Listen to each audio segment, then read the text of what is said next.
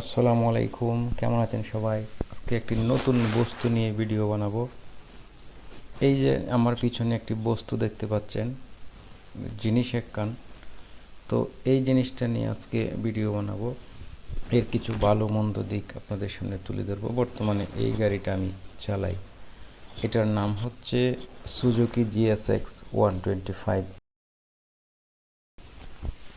তো প্রথমেই গাড়িটার লুকসটা একটু দেখে নেই। দেখতেই পাচ্ছেন 125 সিসি হলেও গাড়িটাতে একটু স্পোর্টি লুক দেওয়া হয়েছে। যদিও মিটার কনসোল মোটামুটি পুরোটাই অ্যানালগ। এই যুগে এখনও পুরোপুরি অ্যানালগ মিটার খুব কম গাড়িতেই দেখা যায়। এই গাড়িটাতে পুরোপুরি অ্যানালগ। সামনের দিক থেকে যদি দেখেন তাহলে লুকসটা দেখুন।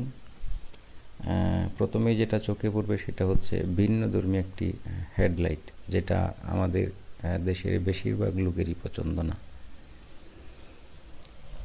তো এরপর আসুন গাড়ির বডি ডিজাইন, টেইল ল্যাম্প।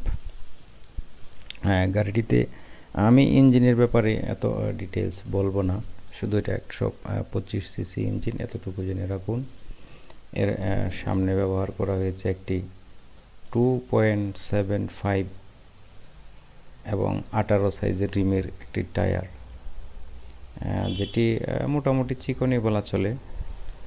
আর পিছনে দেওয়া হয়েছে 90/90 18 সেকশনের টায়ার, যেটা মোটামুটি, যদিও এখানে 100 সেকশনের টায়ার ব্যবহার করলে ভালো দেখা যেত।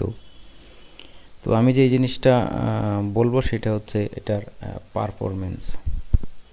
এটার আমি যতটুকু চালিয়ে যেই ভালো দিকগুলো পেয়েছি সেটা হচ্ছে এটার টর্ক বা এটার পাওয়ার।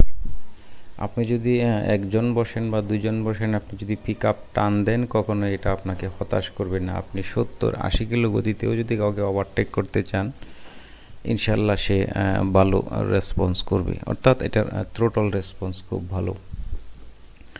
আর যদি নেগেটিভ দিক বলতে চাই, সেটা হচ্ছে ঠিক মাঝামাঝি জায়গায়, অর্থাৎ 55 থেকে 60 কিলোমিটার গতিতে, অথবা আপনার 4500 থেকে 5000 আরপিএম, এই আরপিএমে গাড়িটা একটু ভাইব্রেট করে, সেটা আপনি হাতে এবং পায়ে অনুভব করতে পারবেন। মোটামুটি একটা ভাইব্রেট করে, এর নিচেও করে না, এর উপরেও করে না। আর যে জিনিসটা বলবো সেটা হচ্ছে এই যে দেখতে পাচ্ছেন এটার লুকস। হেডলাইটের ব্যাপারে আগেই বলেছিলাম, হেডলাইটের উপরে একটা, এটা কি দেওয়া হয়েছে ঠিক বোঝা যায় না, কখনো ষাঁড়ের গজের মতো, কখনো কি বলা যায় এটাকে, শিংয়ের মতো লাগে। তো কার কাছে এটা কেমন লাগে একটু জানাবেন।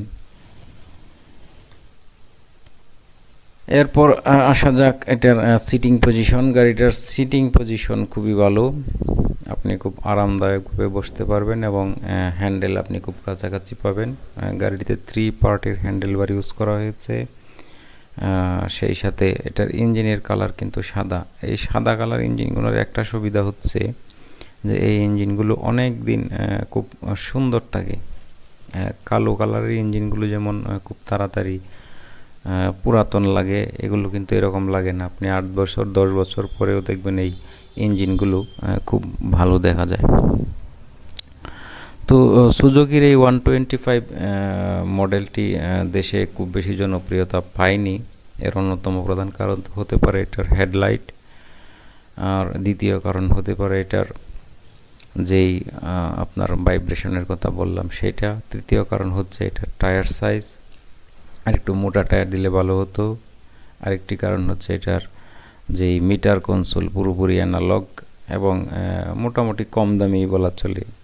যদিও তারা দামের সাথে একটা সামঞ্জস্য রাখার চেষ্টা করেছে, যেখানে আপনার 125 CC discover, Honda SP shine, এছাড়াও হিরো ইগনিটর, এগুলো আপনার প্রত্যেকটা গাড়ি, ইয়ামাহা সেলুটো 1,55,000 থেকে 1,60,000-এর নিচে আপনি পাবেন না। সেইখানে এই সুজুকি জিএসএক্স পাবেন আপনি 1,40,000 থেকে 42,000-এর মধ্যে, এই 2024 সালে এসেও।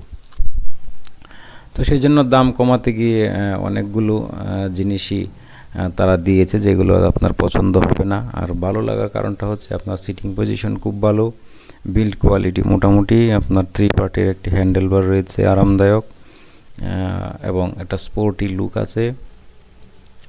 আর ইঞ্জিন পারফরমেন্স ভালো। তো এই হচ্ছে আমার এগুলো নিজের মতামত, নিজের অভিজ্ঞতা। কেমন লাগলো ভিডিওটি তা জানাবেন কমেন্ট করে।